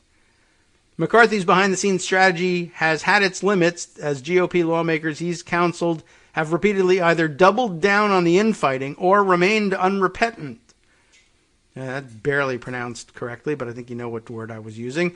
Gosar eventually removed the violent anime video from Twitter, but later described it as having self-censored. Ultimately, it wasn't enough to stop House Democrats, along with Kinzinger and Liz Cheney, another Republican who's repeatedly broken with the GOP over its continued embrace of former President Trump, from voting to censure Gosar and take away his committee assignments. And hours after tweeting that this didn't even get to the point that I read earlier this month that Gosar then, after the censure vote, reposted the video. I don't know whether that's true or whether he reposted it and then deleted it again, and that's not why it's not in here, or they just didn't know about it, or the information was wrong. Which one is the case, I am not sure. But we'll just wrap this up before we take our last break. Hours after tweeting that she had had a good call with McCarthy, Mace launched additional Twitter attacks on Greene by calling her nuts, with another emoji, and adding that she was beyond disgusted. Marjorie Taylor Greene is a liar, and I'm not going to tolerate lies, racism, or bigotry, whether you are Republican or Democrat, by the way. Of course, both sides are doing it, right? Mace added during a Tuesday interview on Neil Cavuto's Fox Business show, she's crazy, she's insane, she's bad for the party, and I'm not going to put up with it. Well, you would like to not put up with it anyway. Hi everyone, it's me, Gil. Minimal contributor to content, but regular contributor to funding for Kagro in the morning. Let's change things up from David's so very tired plea for your contributions with a plea of my own. If you want to add your voice to the show, do it. Record your own segment using your favorite recording device and send it to David. Read an article and give your opinion. Write your own essay and read that. The sky's the limit. Well, not really. Try to keep it relatively short so David doesn't have to stress about cutting it and hurting your feelings. Join the hallowed ranks of Greg Dworkin and Joan McCarter and be part of this somewhat witty deep dive into political topics with unnecessary censoring. Lend your voice to the show by sending it to kagrox@gmail.com.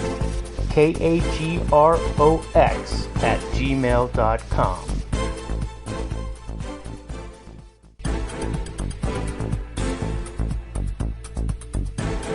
Welcome back now to the Kagro in the Morning Show here on Netroots Radio.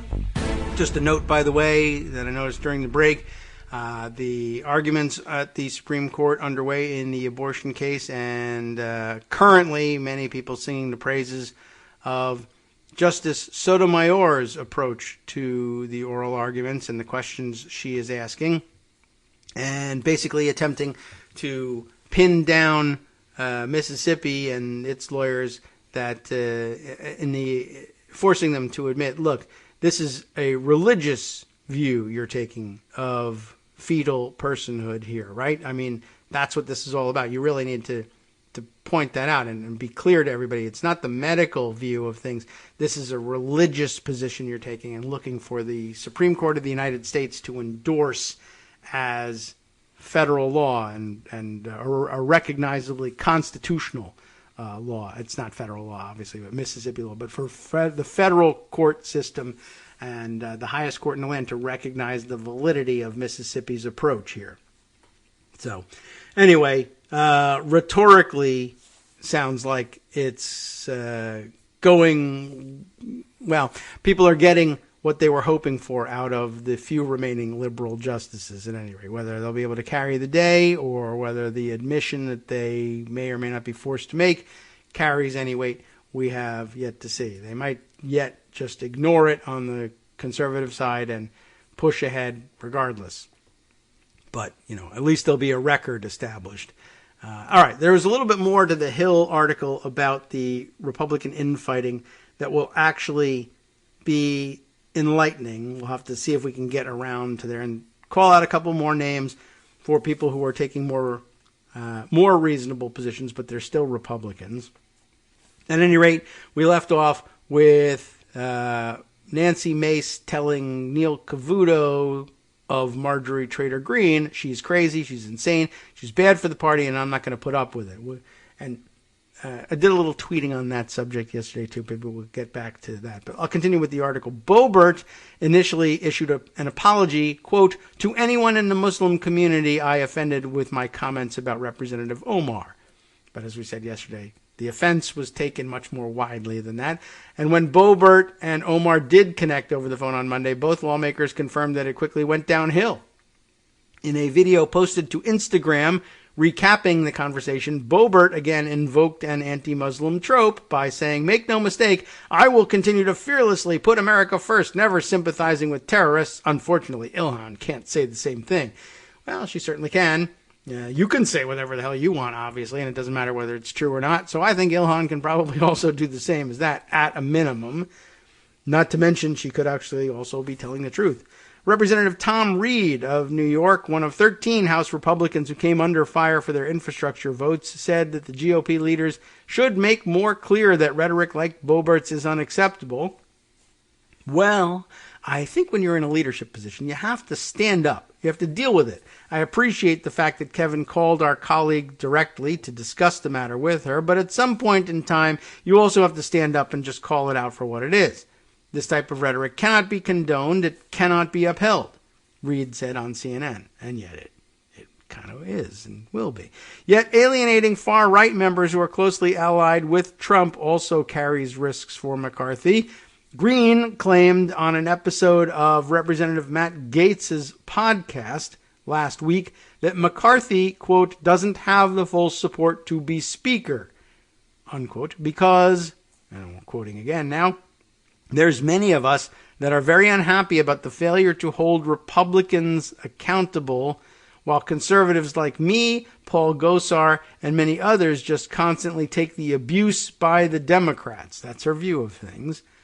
McCarthy's Senate counterpart, Minority Leader Mitch McConnell, has taken the opposite tack and distanced himself from Trump since the violent January 6th attack on the Capitol, but not by very much.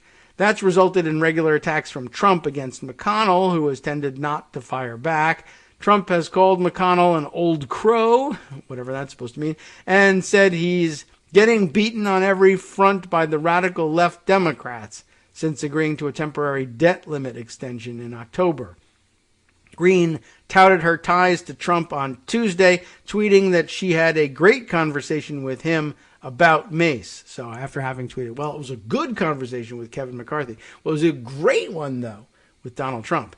And then tweeting what? Don't look now, but... this is Mace now tweeting. Don't look now, but it's MTG unable to take the heat. Running to the principal's office, which she spelled wrong, to tattletale because she can't stand on her own 2 feet, Mace responded. Bless her heart. Well, okay. So that's where it stands according to The Hill. But I also heard, now I got to scroll back in my Twitter feed to find it, but apparently one of the other outcomes of this attempt by Kevin McCarthy to mediate was that Marjorie stormed out of the meeting. Let's see. I got this one here. Thanks to Oliver Willis for dropping it in the timeline. It's the video capture by from CNN by Acyn, whose name, again, we mentioned, we're not sure if we're pronouncing it right, but ACYN, very widely followed on Twitter, doing a great job distributing these video notes. McCarthy had a meeting with Green and Mace and told them to stop. Green walked out of the meeting, ignored McCarthy, and started telling a reporter that she supports a primary challenge against Mace. And that is to say, she said she would fund a primary challenge against Mace. I don't know if there is one yet, but, she's raised plenty of money, and she now thinks she can, go to Amazon Prime and buy a challenger and get it delivered the next day, and she'll fund it. And, we'll see. I mean, in a certain fringe area, she's got influence. Certainly, she can raise the money. I mean, Nancy Mace is a first-term member, and they're always the most vulnerable anyway, and very frequently vulnerable, sometimes to primaries, but just generally to the challenge from the other party. And remember, she flipped that seat. So it is a swing-ish district, Charleston and environs, and has elected Democrats briefly anyway in the past. So it's entirely possible that she could lose, Nancy Mace, but it's also entirely possible that if Marjorie Taylor Greene were successful in funding a primary and whipping up the, kookiest of the kooky base among Republicans in the area, in the Republican primary, she could displace her. It's true, but then if you run a Marjorie Taylor Greene approved Republican candidate in that district, you're also running a pretty serious risk of losing that seat and flipping it back blue again, which would be a fitting end. I mean, it's exactly the outcome you would expect when the politics is being handled by a moron like Green. Anyway, I liked the spin that Oliver Willis was putting on it and saying, tonight on Real Congresswomen of the Women of the House GOP, right? Kevin tries to make peace between Nancy and Marjorie. Marjorie storms out and says she's funding a primary. The drama never ends on Real Congresswomen of the GOP, only on Bravo. And then with a clip taken from one of the Real Housewives series of one of those crazy ladies flipping over a dinner table somewhere and screaming. And this time with the added headline from Oliver Willis, all caps, Kevin, I'm funding a primary.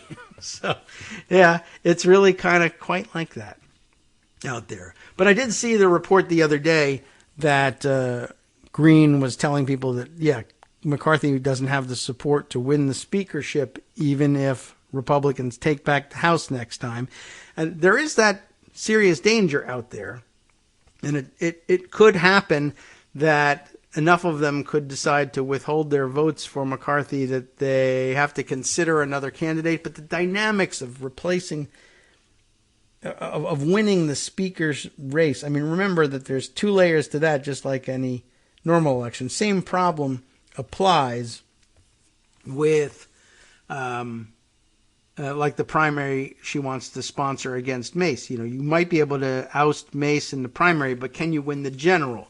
Right? So if you were to say, all right, well, we oppose Kevin McCarthy and we instead want to make Jim Jordan speaker, then the question is, if you can unite Republicans behind that, unite them, especially in a tightly divided House, even if you are the majority, then yes, you could actually do something and win it.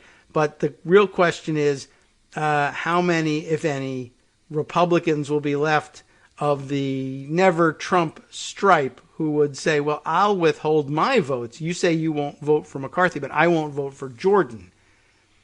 And you got to have an outright majority in the actual voting on the floor where all the members voice their votes. And, it's very unlikely, of course, that you would find Republicans crossing the aisle and just say voting for whoever. I don't know whether whether Nancy Pelosi is running for another term or not. I have no idea. But whether she would be nominated, I think she had said this would be her last as speaker. But so let's say they nominate somebody else. But whoever the Democratic nominee for speaker would get all the Democratic votes ordinarily. These days, with a couple of abstentions or sometimes votes for other people, there are Democrats out there who think it's advantageous to withhold their vote, but never putting the outcome of the vote in question. But yeah, with a split in the Republican Party like this, it's possible that they wouldn't be able to unite behind a single nominee. Plus, of course, don't forget that there are Republicans out there floating the idea of using the loophole in the Constitution that doesn't specify that it has to be a member of the House who serves as Speaker, and this could be an extraordinarily dangerous thing given how Republicans still insist on licking Donald Trump's boots when he doesn't have political power. But if somebody were to nominate Donald Trump as Speaker of the House, it's entirely possible that he might get a significant number of votes, and it might even be the sort of thing that people are just afraid to voice opposition to that, and he might end up being he really could be the Republican nominee for Speaker. I don't imagine that support for him would be universal, but it might be enough, depending on the size of the majority, to get that done, which would just be, then we're just doomed, right? It's just a disaster, and it's every man for himself at that point. But anyway, lots wrapped up in that, and I don't know. I mentioned to you that there was, I do think it's about time that we break through with this, and I'm no longer I never was kidding, but a lot of people probably thought I was, that Marjorie Taylor Greene was really a serious physical danger to the House to keep her in there and allow her free circulation. You're not going to be able to put together the votes to expel her, but it's really at some point you really do need to be clear with people that there's a serious mental health issue wrapped up in this. And you really have to, I don't know, I mean, at some point alert the police and whatever mental health authorities there are who could intervene in this, but she's really, like legitimately nuts and shouldn't be, I don't know what, shouldn't be allowed to stay in regular circulation with the rest of the population. I'm just sort of scrolling back to where I began on this, but yeah, I don't know. I don't know what to tell you about her and why they're not doing something about it or what could even be done. It's just very weird and unfortunate that there's little you can do to rid yourself of somebody so crazy because it's Congress. People are entitled to their representation. It's a very serious thing. Not just like any other employee where you can say that's a replaceable person. So red flags being thrown up here. We need to remove this person from the work environment. Here, it has constitutional implications. But, I do say, I wonder whether this opportunity is a good one, as I tweeted yesterday, to remind whoever needs to hear it, police, mental health officials, Marjorie Greene has been stalking and harassing, in particular, Ilhan Omar, since before she was even elected. So it's years now, from 2019, 2020, 2021, and we're heading into 2022. It's going to be the fourth year of her stalking Ilhan Omar and, trying to provoke some sort of a confrontation that may or may not end in bloodshed. I have no idea where this lunatic could take this stuff. And by the way, as I mentioned, among the videos that I've compiled here, I mentioned the one where she stalks David Hogue. It's too bad that video isn't readily available. You could probably find it again elsewhere, but the tweet that I had at LinkedIn is gone. But if you play it, the first thing, maybe I can play it. Is there a way to get this thing? Yeah, I guess I can't find it all that readily anymore, but whatever. The first thing she says, you'll have to take my word for it until I can find the video again, as she's following David Hogue is, why do you support red flag laws? Does everybody understand how, first of all, what an admission this is?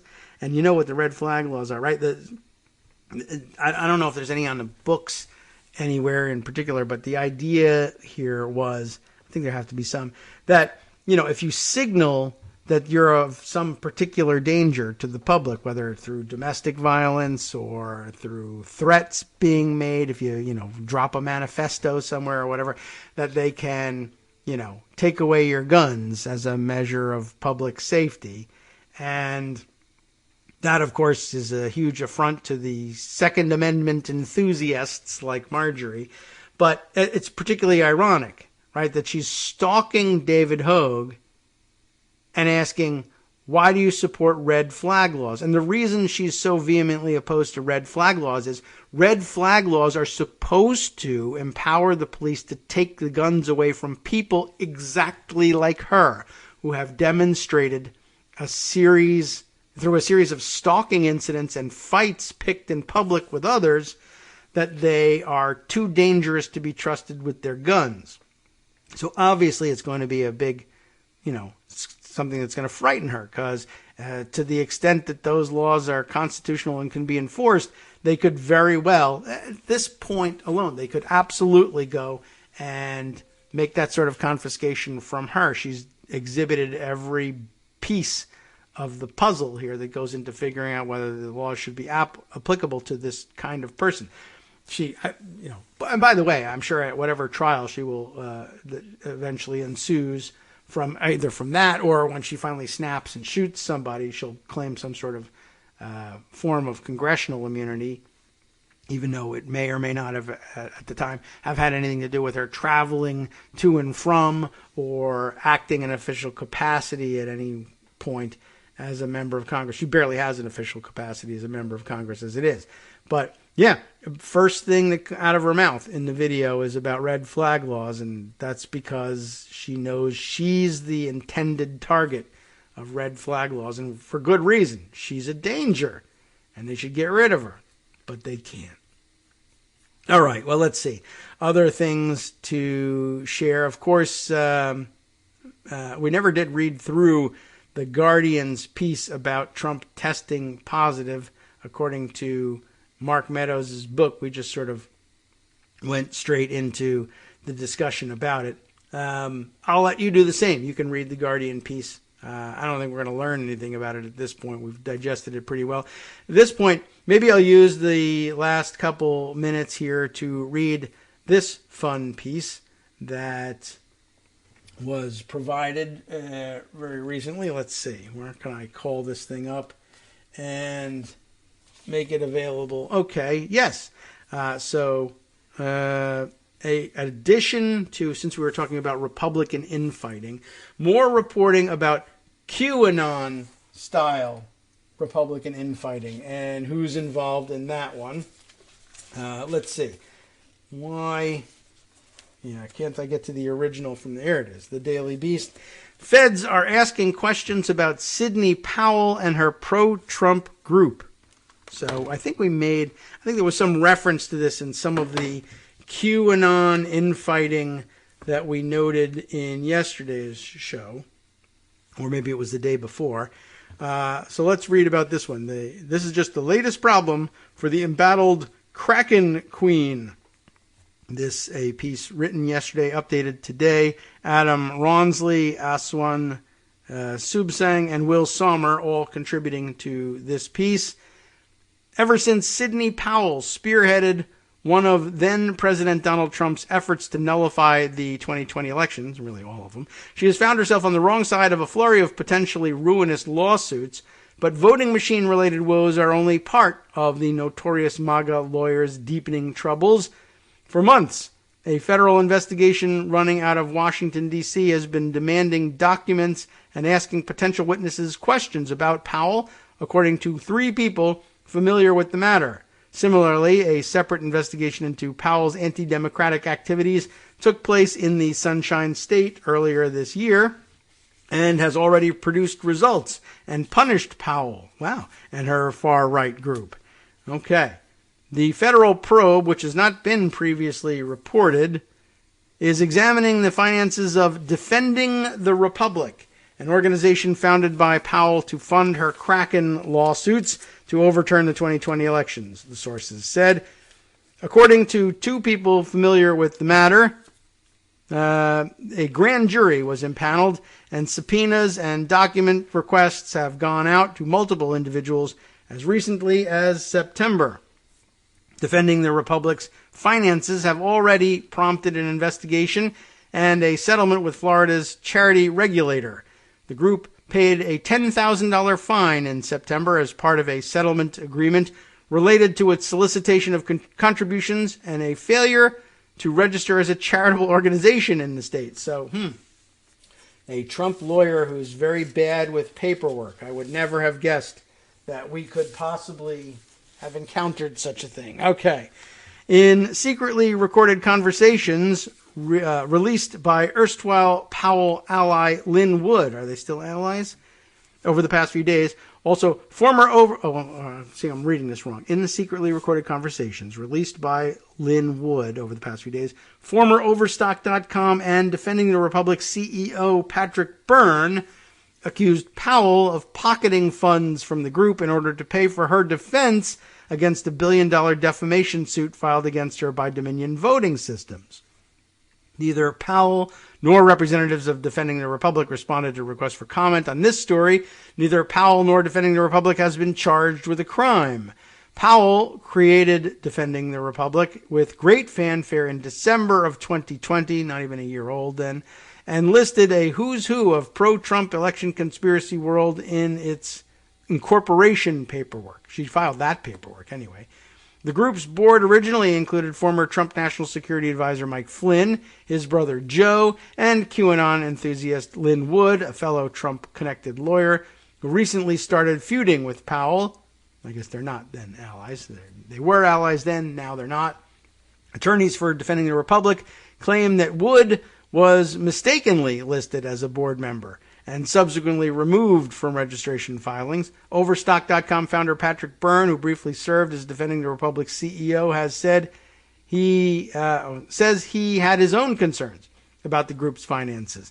In a phone call with Wood that Wood surreptitiously recorded, Byrne claimed that Byrne, Mike Flynn, and Flynn's brother Joe quit the group in April after Powell refused to allow an audit of Defending the Republic's accounts. I gave her a laundry list of things she had to clean up and told her she had to get an auditor, Byrne told Wood on the call. Wood released the audio of the call last week as part of a larger feud with one-time friends like Flynn and Powell. Byrne confirmed the call's authenticity to the Daily Beast. According to Byrne, Powell had received a wave of donations in the aftermath of the election after being praised by mega-popular right-wing radio host Rush Limbaugh. And look what happened to him.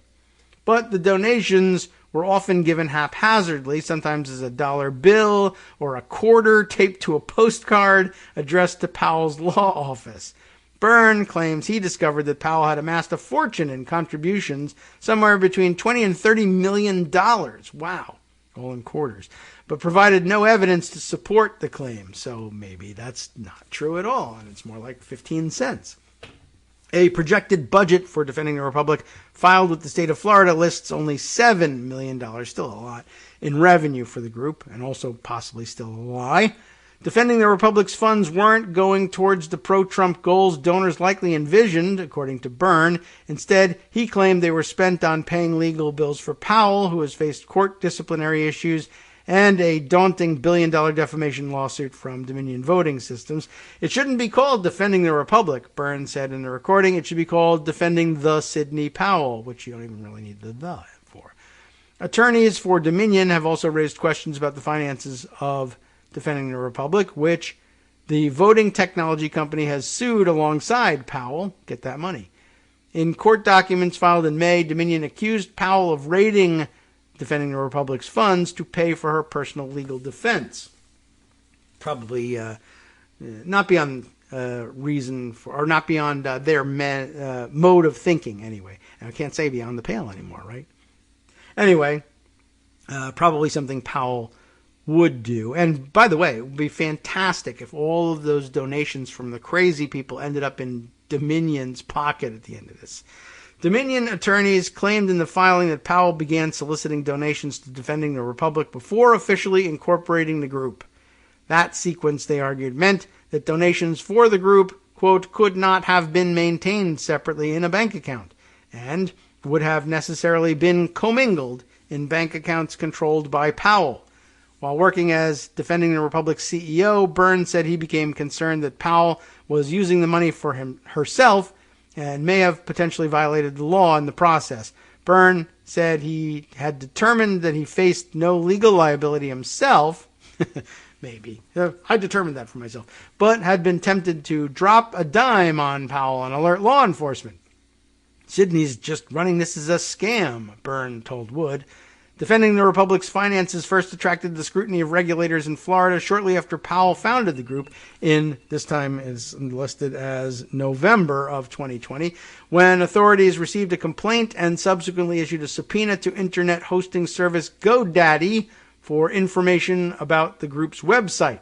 In a June press conference, Florida Agricultural Commissioner Nikki Fried, running for governor, of course, as a Democrat, said Defending the Republic was found to be soliciting contributions from the state of Florida or from persons within the state of Florida on the internet without having filed in the state of Florida as a charitable organization.